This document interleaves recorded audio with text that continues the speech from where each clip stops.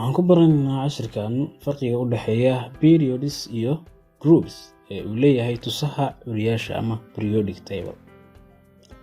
Periodisku waa jiif-u-taxyada uu leeyahay periodic table-ku, kuwaas oo ka kooban ilaa 7 period.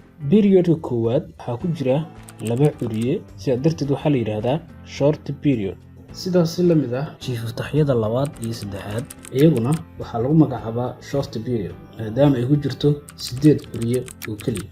Period-yada 6aad iyo 7aad oo lagu kala magacaabo actinides iyo lanthanides waxaa ku jira min 32 curiye. Dhanka kale, vertical columns-ka ama jiif-u-taxyada periodic table-ka ayaa waxaa la yidhaahdaa groups. Waxaa loo kala qaybiyaa subgroup iyo main group.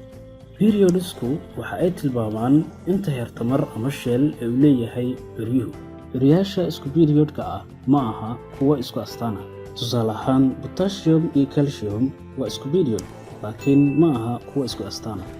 Dhanka kale, group number-ka periodic table waxa uu tilmaamayaa inta kaaftoon ama valence electron ee uu leeyahay groupkaas. Curiyaasha isku groupka ah waa kuwo isku astaan ah, balse ku kala duwan xagga shell-ka ama heertamarka. Tusaale ahaan, sodium iyo potassium waa isku group, sidaa darteed waa isku kaaftoon, laakiin waxay ku kala duwan yihiin dhanka heertamarka.